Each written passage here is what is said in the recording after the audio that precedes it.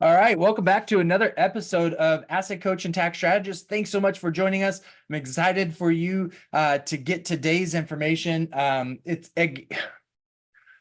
get so frustrated with these articles, and I don't know if it comes across as this or not, but I just don't like being lied to. I just don't like when people try to blow smoke of you know what with a blank face or a smile. Like, I am bullshitting you. Don't you like me and love me?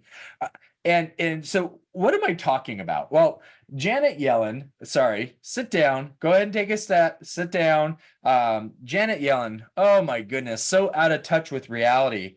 And maybe this is this current administration and the left, right? And I'm not talking about traditional liberals or traditional Democrats. Okay, I'm talking about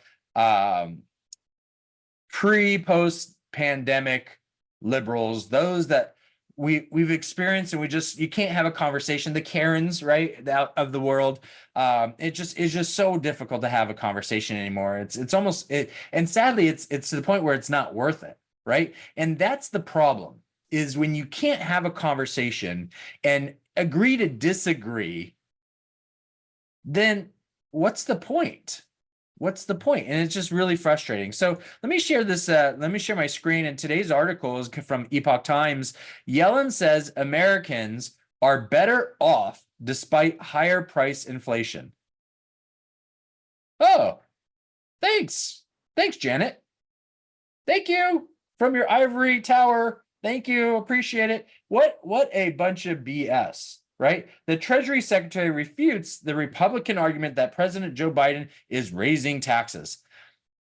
It's not that he may or may not be actually raising taxes, meaning income taxes or estate taxes or whatever, capital gains taxes, traditional taxes.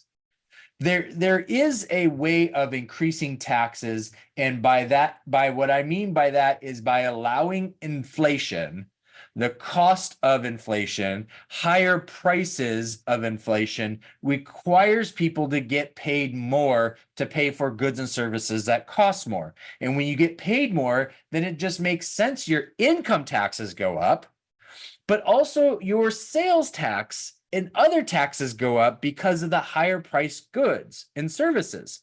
So if you have inflation that's going up 8-9%, which is what they've reported, we all know it's double digits, especially depending on where you live in the country. Remember, the government is telling you over the entire country. Well, if you live in Kansas or middle America versus you live on the coast in LA County or New York, your cost of living is going to be a lot different. Even here in Dallas area, our cost of living is a lot different. Now, our cost of living here is still less than California, even though we're growing faster, our economy's booming, more people are moving to this state. The opportunity for no income tax, state income tax, for all those reasons, right? It's still less to live here than there, but inflation is still a silent tax. Let's go through this article and see what she's talking about. The American people are better off today despite rampant price inflation over the last few years, Treasury Secretary Janet Yellen told House lawmakers on Tuesday. Ms. Yellen appeared before the House Ways and Means Committee to outline President Joe Biden's 2025 budget and defend the administration's economic record. How do you defend his economic record? I'm just curious. When pressed on the reacceleration in price pressures, the senior White House official explained that inflation has increased significantly over the past years. Yeah. So people generally are better off in spite of price increases, she told lawmakers. But we know we have more work to do, and President Biden is very focused on areas where he can lower costs. Ms. Yellen uttered similar comments to a CBS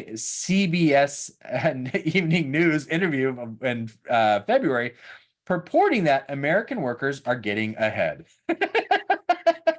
Love it. We know that Americans are experiencing discomfort because some important prices are higher than they were pre-pandemic, she said. But What I think is really important is that wages have gone up along with prices, so people are better off than they were pre-pandemic. Duh, duh, Ms. Yellen, wages have to go up. They have to go up, which causes goods and services to go up. There's the correlation. And even though wages go up, are they going up the same percentage as the cost of goods and services are going up and the additional cost of taxation of their income? The answer is no. Okay, so even though you say wages have gone up, it still doesn't match inflation numbers, still doesn't match the increased taxation of that increased income. So people are not taking a step or two forward. When you think they're taking a step forward, it's actually 2 steps back. Okay. And wage increases are a temporary fix due to goods and services costing more, but increased wages are part of the increase of inflation. Okay. So you may not report that in your inflationary numbers of goods and services, but it is a Band-Aid. It is a Band-Aid. Since 2021, cumulative inflation has totaled approximately 19%. How many of these wages increased by 19%? Let's see if she talks about that. While in her testimony to the committee, Ms. Yellen alluded to the Federal Reserve's preferred inflation gauge, the personal consumption expenditure price index, as evidence that conditions have stabilized despite rising to a higher than expected 2.7% in March. It is down from June's peak 2022 of 7.1%. By the way, how many people do you know that got a 7% raise in this period of time?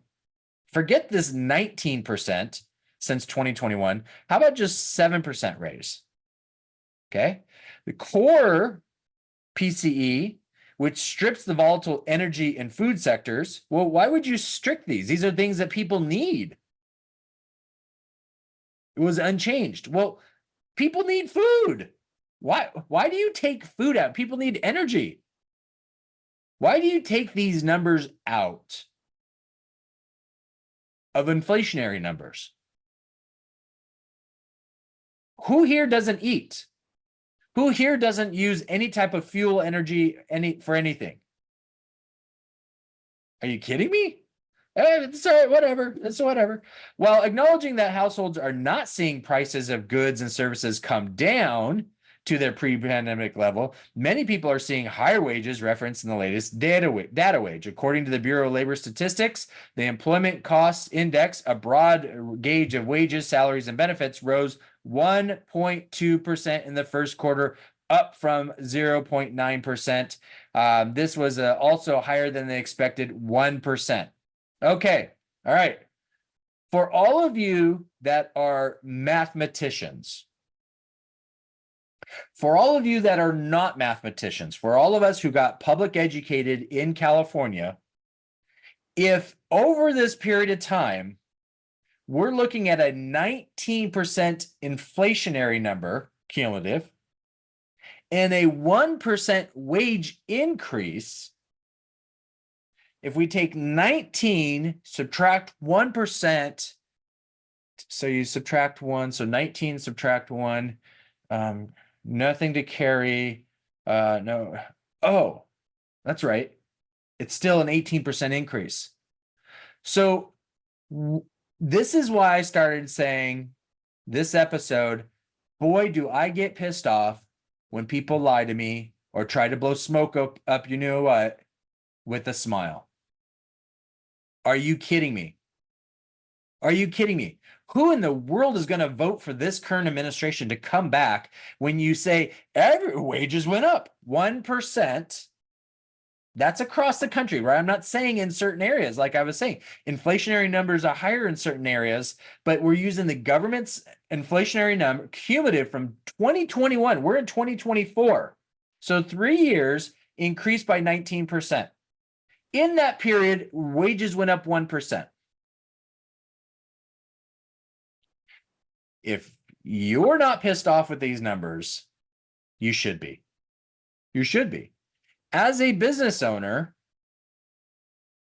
we have to make decisions daily to figure out how do we keep our employees happy, because we affect their lives like they affect ours. It's not a division, a separation of we or and them. It is a combination collective of us and we. No business owner can be where they're at without their employees, and no employees can be where they're at without a business owner. Period. The government can't be where it's at without employees and business owners. But you've got to be kidding me that this is positive news. How dare you? How dare you, Ms. Yellen, try to make this sound like everything is good. Oh, but we've got work to do. No shit. Shame on you and this administration. Shame on you.